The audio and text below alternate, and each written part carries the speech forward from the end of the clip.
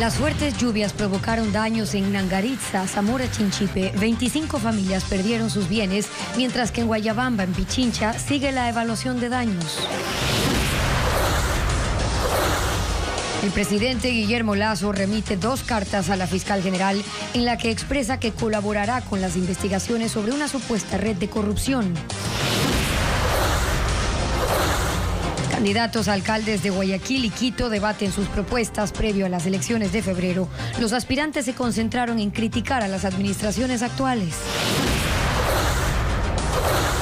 Detectan 2 nuevos brotes de gripe aviar en el país. Unas 10.000 aves fueron sacrificadas en Tungurahua. Padres de familia denuncian cobros por seguridad en un plantel fiscal de Guayaquil y aseguraban que les exigían $1 por estudiante. Amigos, muy buenas tardes y bienvenidos. Una nueva semana y una nueva emisión aquí con las noticias destacadas en Televistazo. El cantón Nangaritza, en Zamora Chinchipe, fue declarado en emergencia. La madrugada del domingo, el desbordamiento de la quebrada inundó viviendas y negocios de la ciudad de Guaysimí. ¿Qué tal, Gaby? ¿Cómo estás? Hola, Steffi, amigos, ¿cómo están? Buenas tardes. El gobierno local afirma que el riesgo inició con la actividad ilegal en la zona. Esta tarde se reunirá el COE cantonal para analizar la situación. Al momento se mantienen las tareas de limpieza de lodo y escombros, como nos informa Rafaela Hermida. Las calles del cantón Nangaritza amanecieron cubiertas de lodo este domingo. El desbordamiento de la quebrada grande de Guaysimí se llevó todo a su paso. El agua, piedras y tierra ingresaron a las viviendas y negocios de la zona, como pasó hace 2 años. Después de recorrer los sitios afectados, el gobierno local decidió declarar en emergencia al cantón y, según señalan, tienen identificado el problema. Hoy queremos dar ya una respuesta definitiva a realmente situación que siempre nos tiene en alerta desde que se inició especialmente la actividad de la minería ilegal. También vamos a disponer al área ambiental, a nuestros técnicos que empiecen a hacer un trabajo de campo para determinar realmente todos estos aspectos y tener ya un plan de contingencia. 13 viviendas son las más afectadas. Además, hay varios sectores sin servicio de agua potable por la destrucción de tuberías y del sistema de alcantarillado. Es necesario y se ha conversado con la máxima autoridad de que se tomen las acciones necesarias y sobre todo la declaratoria de emergencia. Es la segunda vez que Florencio Jiménez pierde sus animales. Se ha dedicado a criar tilapias en 8 peceras que hoy están llenas de lodo. Aquí la pérdida mía es solamente puro pescado nomás, que son 8 peceras. Fueron que tenía la importancia de $15,000. La alcaldía de Nangaritza inició con los trabajos de limpieza de vías y zonas afectadas, que tomarán entre 30 y 60 días. Y el sábado la intensa lluvia provocó que Guayabamba, en el nororiente de Quito, se inunde. Los trabajos de limpieza de escombros y lodo continúan todavía en viviendas, en locales comerciales y las vías de la parroquia. Alex Ceballos acompañó a las autoridades este lunes y nos trae ya un informe. Alex. 48 horas después de la emergencia, las familias afectadas en Guayabamba continúan evacuando el lodo y sumando los daños. Así quedó este complejo turístico dedicado a la producción de tilapias. Encuentro bastante, como se dice, bastante con pena, porque sí es algo que no se esperaba. No se esperaba esto, pero nos vino en 15 minutos, estuvo lleno todo de la... Instalaciones destruidas y una inversión de $5,000 perdida. Igual ellos se fueron en el agua, otros pocos se murieron. Encontramos flotando por ahí en el lodo, pues eso ya es algo irrecuperable. Se registra destrucción en al menos 8 casas y 15 locales comerciales. El agua se acumuló en la parte alta. En estas imágenes se observa el desprendimiento de la montaña.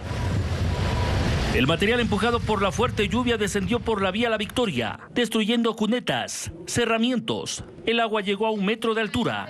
La intención es esperar que se haga un poco más sólido todo este material y el lodo que se encuentra para evitar un taponamiento de las alcantarillas y posteriormente, obviamente, trasladarlo en las volquetas a los sitios de las escombreras. Es el tercer día que estamos trabajando con maquinaria para despejar las áreas de vías y accesos.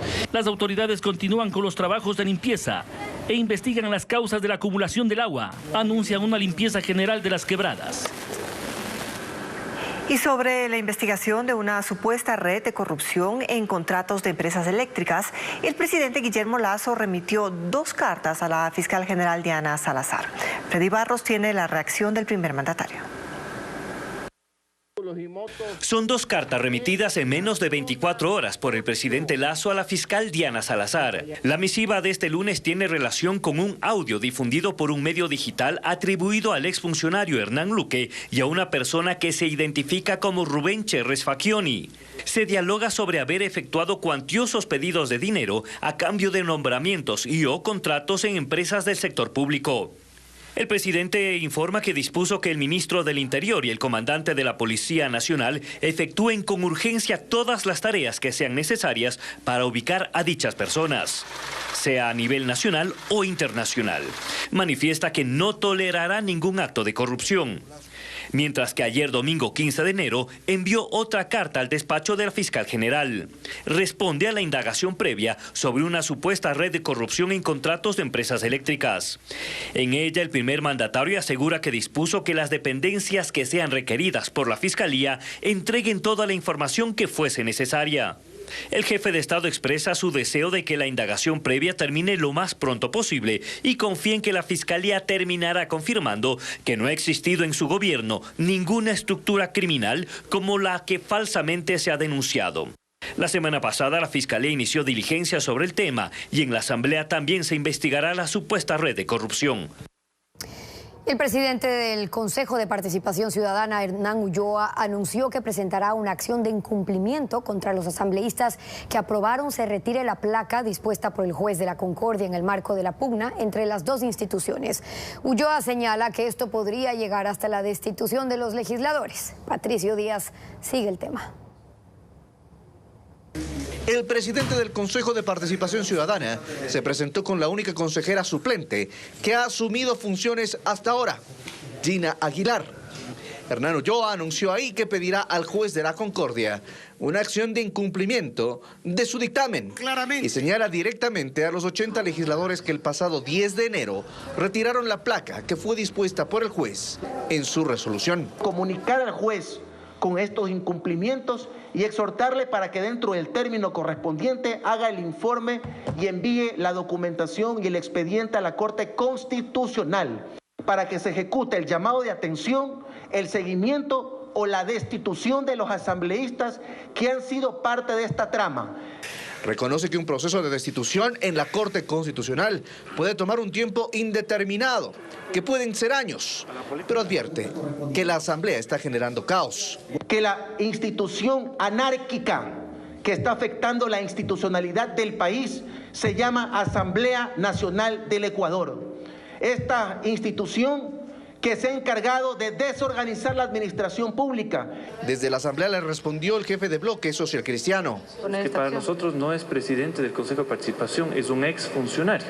En tal virtud no tiene ni la capacidad para amenazarle siquiera a la Asamblea. El juez de la Concordia tendría 5 días para decidir y si se inclina por las sanciones, enviar un informe a la Corte Constitucional para que tome la decisión definitiva. Anoche se produjo el debate entre los 12 aspirantes a ocupar el Cabildo capitalino. El exalcalde de Quito, Jorge Yunda, fue el blanco de los ataques de la mayoría de los candidatos que aspiran a la alcaldía de la capital. Francisco Garcés siguió el evento y nos cuenta.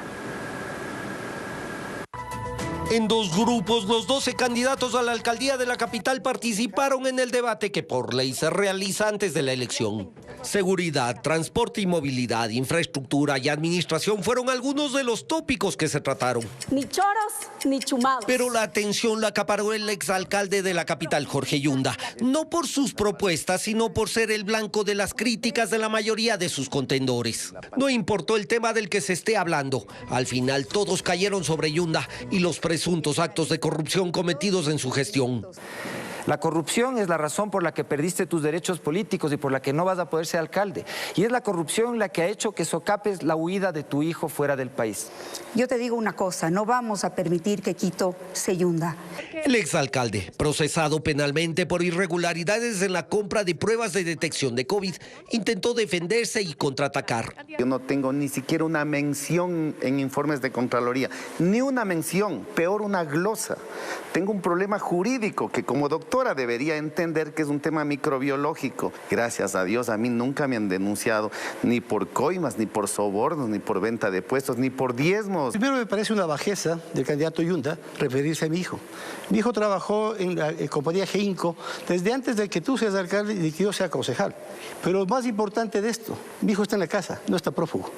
La seguridad de la ciudad y la reorganización del transporte fueron otros ejes para los que se lanzaron variedad de propuestas. La Revolución Ciudadana inició la construcción del metro, la Revolución Ciudadana pondrá a funcionar el metro. Desde ya empecé a revisar los estudios para dar el paso a la ampliación del metro tanto hasta Calderón como a Guamaní. Y ante la falta de recursos y la crisis municipal, la mayoría apuntó a la modernización de la estructura administrativa y al apoyo del sector privado. Yo, al igual que ustedes, estoy cansado y asqueado de la política de esta ciudad. Y mi propuesta es simple. Voy a acabar con un modelo municipal inoperante, ineficiente y corrupto para poder invertir en los barrios quiteños. Eliminar una enorme cantidad de trámites innecesarios y reducir al mínimo la cantidad de requisitos que le ponen a la gente para abrir un negocio, para emprender, para salir adelante. Es una ciudad digital, que todo se lo pueda hacer en línea.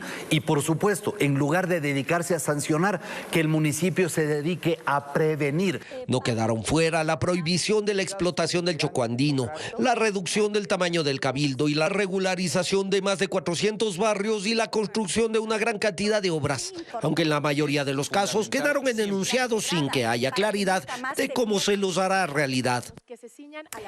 Y el debate de los 11 candidatos por la alcaldía de Guayaquil estuvo marcado por las críticas hacia la actual administración municipal liderada por Cynthia Viteri, quien se defendió de esos señalamientos. Antes del inicio de la cita se registró un incidente con simpatizantes de algunos aspirantes. José Carlos Alvarado nos trae los momentos más importantes de esa jornada. Ni siquiera había iniciado el debate y en los exteriores del Teatro Centro de Arte de Guayaquil, decenas de simpatizantes de los candidatos para la alcaldía de la ciudad se enfrentaron. Sin embargo, la situación fue controlada.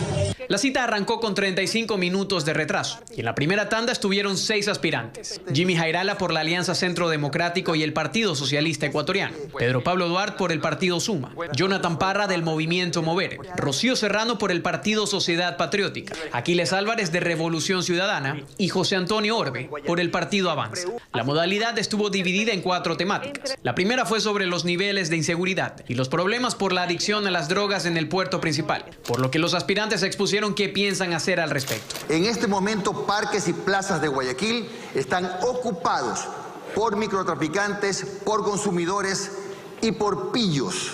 ¿Qué tiene que hacer el municipio? Trabajar llevando vida al parque, cultura, arte, teatro, canto, danza. Tenemos que reconquistar los parques que hoy están perdidos.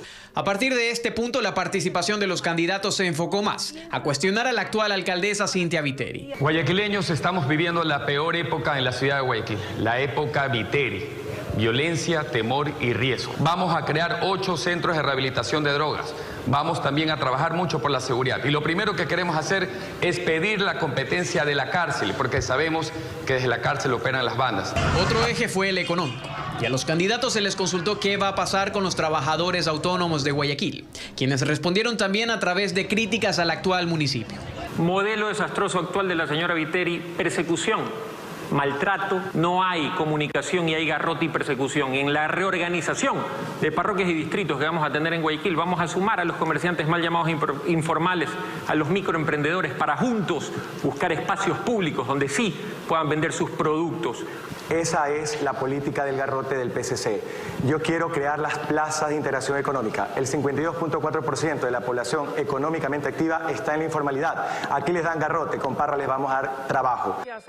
Luego llegó la segunda parte del debate con los otros 5 aspirantes. Ecuador-Montenegro por Pachacutic, Jaime Abel Páez por Democracia Sí, Cintia Viteri, candidata del Partido Social Cristiano, Iván Darwin Tutillo por el Movimiento Renovación y John Garaycoa por Izquierda Democrática. Viteri se defendió de las críticas y responsabilizó al gobierno de la crisis de inseguridad. Hemos dado drones, equipos de comunicación, tecnología, vehículos, etc. Sin embargo, el principal deber del Estado es la seguridad y no lo está cumpliendo. Seguiremos apoyando a la policía, pero adicionalmente seré inflexible en exigirle resultados al gobierno central.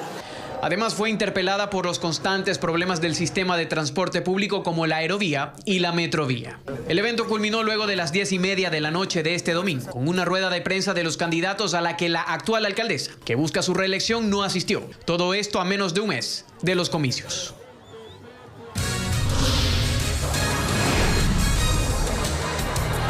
Vamos a la pausa. Al regresar, detectan 2 brotes de gripe aviar en gallinas de Tungurahua. Cerca de 10.000 aves de 2 granjas han sido sacrificadas. Le diremos qué medidas ejecutan las autoridades. En Tungurahua, cerca de 10.000 aves fueron sacrificadas tras la detección de gripe aviar en 2 granjas y se levantó un cerco epidemiológico.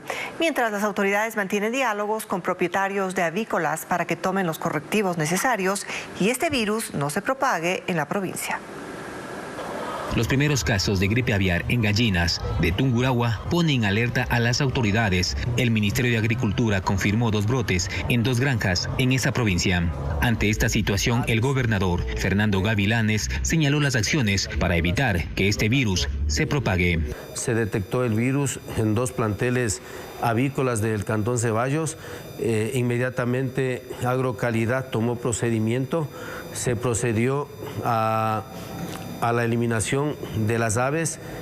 Obviamente se les enterró en una fosa común con todos los cuidados, pero entre los 2 planteles avícolas me parece que es alrededor de 10.000 aves. El COE provincial se activó con la mesa de vigilancia sanitaria. Las autoridades socializan con los propietarios de las avícolas el cuidado de las aves e investigan si los brotes se trata de un hecho aislado o tiene alguna similitud. Se procedió a hacer la extracción de muestras de las aves y se confirmó la presencia del virus y se dio todo el proceso que se tiene que dar en estos casos. Se cerró el cerco epidemiológico, se pidió ayuda a la Policía Nacional para evitar el traslado de aves o huevos de esos planteles avícolas. Intentamos contactarnos con los dueños de las granjas afectadas, pero hasta el momento no se han querido pronunciar. Se prevé que las autoridades de Tungurahua mantendrán una reunión con representantes de avícolas y funcionarios de otras carteras de Estado para analizar la situación de la influenza aviar, que ya se registran en 3 provincias del país. Europa iba a ser el mayor consumidor de la cocaína incautada por la policía en el 2022, desplazando así a Estados Unidos. En varios países europeos, el valor de cada kilo supera los $50.000, es decir, el doble que en América del Norte. Merlin Ochoa nos informa sobre el decomiso más reciente. En el operativo más reciente, la policía decomisó cerca de 2 toneladas de cocaína. Este se realizó en la parroquia Retiro de Machala, El Oro. La droga estaba distribuida en 205 cajas ubicadas en 3 sitios dentro de una empacadora de banano. Uno de ellos dentro ya del camión, de uno de los camiones que se encuentran ahora como indicios. Otro producto está ubicado al pie de este camión. Y un tercer producto fue ubicado en uno de los cuartos posteriores de este predio. En este sitio, 3 ecuatorianos fueron detenidos. No tienen antecedentes penales. El alcaloide está valorado en $125 millones y está relacionado a otra media tonelada de cocaína que se incautó el pasado agosto. Las características de los bloques de droga encontrados en esta ocasión son de similares características, lo que presumimos que efectivamente esto iba o tenía como destino Europa, ¿no? El ministro del Interior menciona que en el 2022 la policía ecuatoriana decomisó 202 toneladas de cocaína. El 77%, es decir, 156, tenían como destino Europa, especialmente los Países Bajos, Bélgica, Turquía y España, con los que Ecuador tiene convenios transnacionales. Varios temas: capacitación, intercambio de información, también existen recursos de por medio, pero sobre todo es importante la trazabilidad de las economías ilegales y del crimen organizado. Pero, ¿por qué los narcos prefieren los mercados europeos? Según las autoridades, el kilo de cocaína en Estados Unidos vale $25,000, mientras que en Europa el precio del mismo kilo supera los $50,000, es decir, el doble. Pero tampoco hay que descuidar que el mercado norteamericano también es un mercado apetecido por la droga que va desde América Latina. En el 2022, la droga que tenía como destino Europa estaba valorada en $7.800 millones, un golpe a las narcofinanzas. Un triple asesinato se registró ayer en la ciudad fronteriza de Huaquillas, en El Oro. 3 hombres estaban reunidos afuera de una vivienda cuando fueron atacados a tiros. Nuestro corresponsal Fabricio Lapo con los detalles. Un ataque armado terminó con una reunión que se desarrollaba afuera de una casa en la ciudad de Huaquillas, en El Oro. 2 sujetos a bordo de una moto dispararon en al menos 15 ocasiones contra las personas que estaban en los exteriores de la casa. Luis Suárez, jefe policial, dio más detalles del hecho. Aprovechando que están sentados libando, inmediatamente uno de ellos saca a relucir un arma de fuego tipo pistola y procede a realizar varias detonaciones, producto de las cuales 3 personas son heridas gravemente, 2 de las cuales fallecen en el lugar y una fallece en el hospital. Las víctimas fueron identificadas como Giancarlos Conde, Diego Arévalo y Luis Quilambanqui. Este último registra antecedentes penales. Los uniformados ejecutaron 3 allanamientos para dar con los criminales. Microtráfico, lucha de poderes, pugna de poderes entre bandas. Anteriormente tuvimos aquí una muerte violenta, puede también relacionarse con eso. Nosotros también manejamos ese tema. Los habitantes de la ciudad fronteriza se encuentran alarmados tras el hecho y piden a las autoridades que apliquen más medidas de seguridad. Es duro vivir aquí en Huaquillas, zona de frontera, y lamentable lo que está pasando, y esperamos que la seguridad trabaje, tanto el alcalde, los concejales y jefe político, gobernador y, por qué no decirlo, presidente de la República, en seguridad aquí en la frontera. En medio de llanto de familiares y amigos, los cuerpos fueron trasladados al Centro Forense de Machala para los trámites de ley. En El Oro ya se registran 25 muertes violentas en lo que va del año. Suspenden clases en un plantel educativo del noroeste de Guayaquil tras denuncias de cobros indebidos para seguridad. Los padres le hicieron los reclamos al gobernador del Guayas. Más noticias para ustedes a esta hora y les contamos que en una unidad educativa se aprovechan de la violencia criminal que viven en ese sector y solicitan $1 por cada estudiante para pagar a guardias de seguridad. Fueron los padres de familia quienes denunciaron estas irregularidades ante el gobernador del Guayas. Diego Cuenca nos informa que por las quejas se suspendieron las clases temporalmente. Son padres de familia que públicamente le contaron al gobernador del Guayas que en el plantel educativo Tránsito Amaguaña, ubicado en la cooperativa Valerio Estacio, les exigen hasta $1 mensual por cada estudiante para pagar a guardias de seguridad. Aquí lo que traen es un hombre, un padre de familia como yo, como cualquier padre común y corriente, a hacer a parapeto que disque hace guardia, que nos presente bonito el guardia. Yo soy representante, madre de familia de las 2 jornadas, tanto la matutina como la vespertina, y hasta el día de hoy, 16 de enero del presente año 2023, conozco a ningún guardia. Las quejas fueron enérgicas porque dicen estar cansados de que se burlen de ellos y de sus hijos, aprovechándose de la violencia e inseguridad que viven en ese sector del noroeste de Guayaquil. Por eso arremetieron contra la rectora, quien confirmó los cobros. Sí, que los padres de familia colaboran para la ley. Las denuncias ocurren en el Colegio y Escuela Tránsito Amaguaña, la misma unidad educativa, donde el pasado martes los padres de familia y sus niños hallaron restos humanos que fueron abandonados justo en esa puerta del plantel. Ahora las clases se suspendieron por la crisis de inseguridad. El gobernador del Guayas busca resolver el problema a través de una reunión que empezó cerca del mediodía. Es por eso que las clases temporalmente seguirán de manera virtual, pero aspiramos las próximas horas a hacer de manera presencial con el compromiso de la policía y de los padres de familia, porque aquí si hay 4.000 alumnos, va a haber más de cerca de 3.000 padres de familia, y por lo tanto el compromiso, estos problemas ya los he tenido en otros lugares.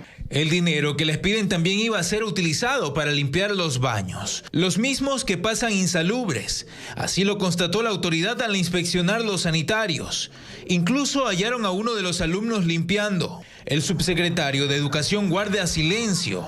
No se ha pronunciado al respecto y su equipo de comunicación ha dicho que no le corresponde referirse al tema. Pero el dinero, el dólar, ¿a quién les da? O sea, se recoge entre, como quien dice, entre presidente, y eso el día que ya se le paga al guardia le dice, ¿sabe qué? Tal día venga, y ahí se le cancela. Así recolectan al menos $4.000 mensuales por el dólar que aporta cada estudiante. Y desconocen qué hacen con esos recursos en la institución educativa, que se ubica en el distrito Nueva Prosperina, donde más de 28 personas han sido asesinadas en las 2 primeras semanas de este año. Seguimos informando. Otro fin de semana en el que imperó la violencia en Guayaquil. Hubo más de 10 asesinatos en la zona 8, es decir, Guayaquil, Durán y San Borondón. Era sábado y 4 personas conversaban en una esquina de la isla Trinitaria al sur de Guayaquil. De pronto aparecieron los sicarios. Un vehículo negro, marca Kia, del cual se bajan varios individuos, realizan varias detonaciones de arma de fuego. Si quiero unos 10 disparos así, bomba, de una. Las 4 víctimas fueron trasladadas a hospitales por los mismos moradores del sector, pero pese a los esfuerzos, 3 murieron. Solo una persona, un menor de edad, sobrevivió a los disparos. Y el domingo, también en el sur, en el Guasmo, hubo otra balacera. Esta vez los asesinos atacaron a un furgón de una compañía que presta servicio al puerto de Guayaquil. Un trabajador de esa empresa murió y 2 más quedaron heridos en el ataque. En esta imagen captada por cámaras de seguridad, se ve cómo los sicarios, armados con fusiles, bajaron de una furgoneta verde. La misma furgoneta que el miércoles anterior participó en otro crimen, el del conductor de este auto. La policía localizó horas más tarde a esa furgoneta. Se bajan 3 sujetos, 2 de ellos lastimosamente se dan a la fuga, pero se le puede aprender al ciudadano que según las cámaras del ECU 911 es la persona que estaba haciendo uso de este fusil. Hubo más crímenes, un hombre que circulaba en su moto en el Fortín al noroeste de Guayaquil que cayó víctima de varios disparos. No tenía antecedentes, se está trabajando con el personal del eje investigativo para tratar de recabar mayor información. También un hombre fue asesinado en La Prosperina, al norte de la ciudad, y en el suburbio una riña entre vecinos dejó una persona muerta. Y no solo el fin de semana. Hoy lunes, hace pocas horas, un hombre que volvía de dejar a su hijo en la escuela fue asesinado con varios disparos. Ocurrió al norte, en Nueva Prosperina. Una violencia imparable que suma ya más de 80 víctimas mortales en la zona 8, que comprende a Durán, San Borondón y Guayaquil. Y los recientes choques de embarcaciones contra el puente que une a Durán con la isla Santay redirigieron nuevamente la atención hacia los comuneros de esa área protegida. Sus más de 300 residentes viven en medio de necesidades básicas desatendidas. Fernando Terranova fue a la isla, constató que sus habitantes enfrentan dificultades para poder acceder a luz y agua potable. Los más de 300 comuneros que habitan en la isla Santay viven en medio de necesidades básicas. Doña Rosa nos narra un olvido acumulado por años. No tenemos agua ni luz. De muchos años. ¿Desde hace cuánto? Desde que comenzó el 2010. ¿Desde el 2010? Cuando fue el presidente que trajo una planta, pero 2 días duró y se dañó. Y trajeron los materiales para componerla y no valió. ¿Y cómo se suministran ustedes de agua? Tenemos una gabarra que aquí hay una señora que coordina el agua, nos vende aquí las pomitas a 20 centavos y con eso reunimos para comprar la lancha. ¿Cuánto cuesta, por ejemplo, 20 centavos. 20 centavos el bidón de agua. Y con eso se reúne para poder comprar en la lancha. Estos son los paneles solares que nos falta batería porque ya no tiene batería. Ya se terminaron. O sea, sí funcionan los paneles, pero sí, pero nos faltan las baterías. baterías. ¿Y cómo hacen entonces para tener luz? Pero se prenden a veces las velas. El no tener energía e iluminarse con velas ocasionaron un incendio en diciembre. En la casita de allá, donde está La Palma. ¿Por qué fue el incendio? Porque no teníamos casi en las casas no teníamos luz. En esta área recreacional mucho se ha ofrecido, pero poco se ha cumplido, por lo que sus habitantes piden una intervención urgente. Falta por mejorar mucho el tema de la energía solar, pues hoy han llegado a su vida útil lo que es el tema de las baterías, pues hay viviendas que no tienen ya energía. El turismo, del que antes dependía la economía de las más de 50 familias de la ecoaldea, ahora es casi nulo, entre otras cosas por el mal estado de la infraestructura. ¿Ustedes han pedido ayuda a las autoridades? Sí, lo hemos hecho justamente por este medio de Coavisa. Hemos tratado ya estos temas, tal vez será la tercera ocasión ahora, pero sin embargo aprovecho nuevamente para que el gobierno apoye a esta comunidad y no solamente a la comunidad, sino también al ministerio y Santay como área turística.